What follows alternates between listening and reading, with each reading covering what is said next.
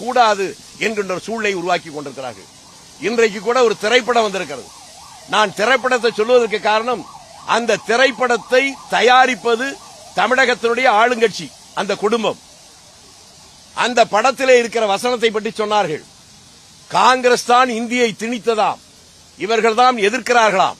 அந்த இந்திய எதிர்ப்பு என்பதை இந்த நேரத்திலே சொல்ல வேண்டிய கட்டாயம் இருக்கிறது. எனக்கு இந்தி தெரியாது, இங்க இருக்கிற பல பேருக்கு இந்தி தெரிய வாய்ப்பில்லை. ஆனால் அந்த குடும்பத்தை சேர்ந்த ஒரு மேலவை பாராளுமன்ற உறுப்பினராக இருக்கிற ஒரு பெண்மணி, அந்த குடும்பத்தை சேர்ந்தவர், இந்தியிலே படித்து பட்டம் பெற்றிருக்கிறாரா இல்லையா?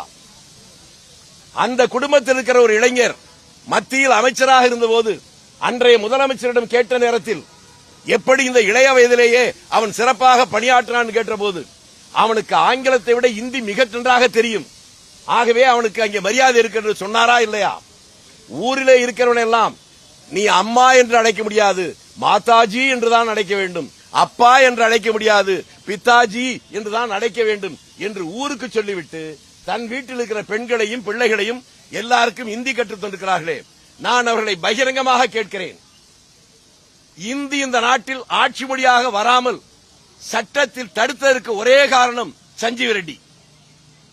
சட்டம் அரசியல் நிர்ணய சபையில் ஆட்சி மொழி எது என்பதற்காக விவாதம் நடந்து அதற்கு ஓட்டெடுப்பு நடக்கிற போது சரிசமமாக வாக்கு வருகிறது, இந்திதான் ஆட்சி மொழி என்று அந்த விவாதத்திற்கு.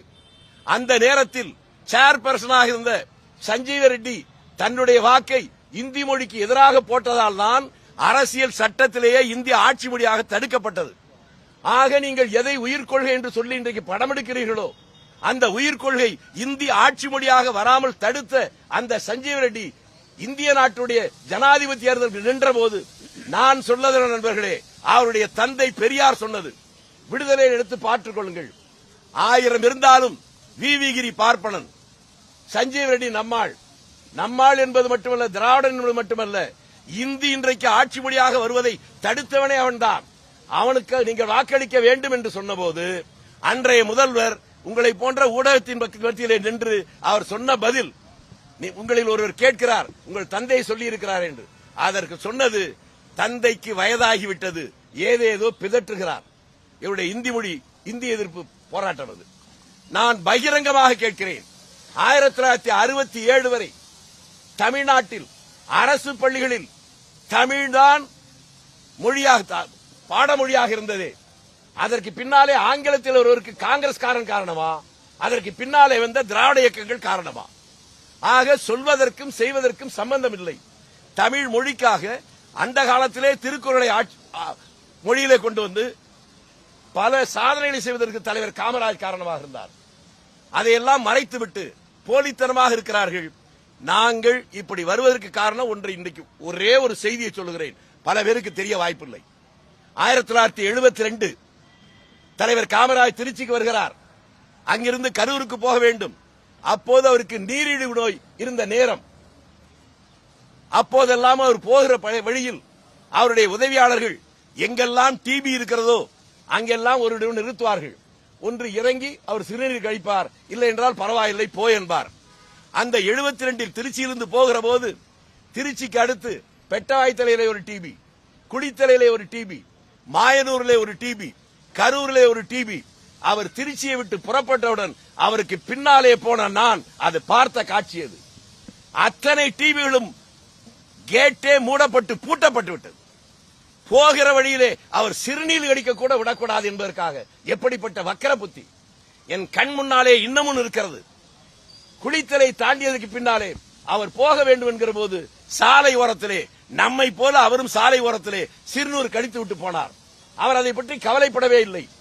அப்படியெல்லாம் செய்துவிட்டு தமிழ்நாட்டில் இருக்கக்கூடிய அத்தனை டிவிகளிலும் காமராஜருக்குத்தான் அவருக்காகத்தான் இவர்கள் ஏசி வைத்தார்களாம்.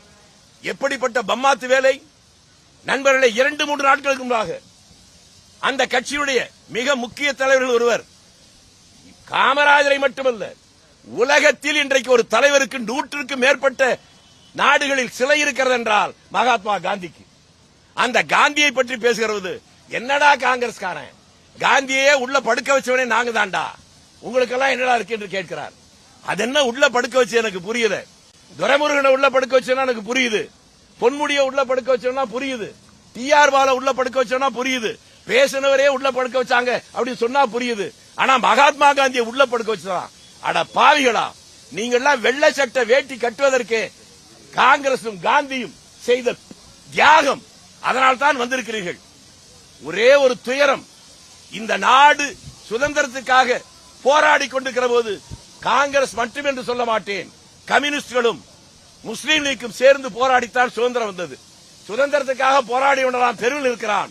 சுதந்திரமே வேண்டாம் என்று மாநாடு போட்டு தீர்மானம் போட்டவர்கள் ஆட்சியில் இருப்பது மட்டுமில்லாமல் இப்படிப்பட்ட கூட்டம் நடப்பதற்கு கூட அனுமதி தராதல்ல, மிரட்டி பார்க்கிறார்கள்.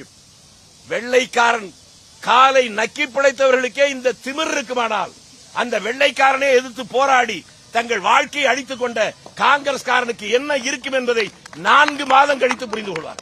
யாரு மிரட்டுறாங்கன்னு பாக்குறீங்க? பகிரங்கமா குற்றச்சாட்டு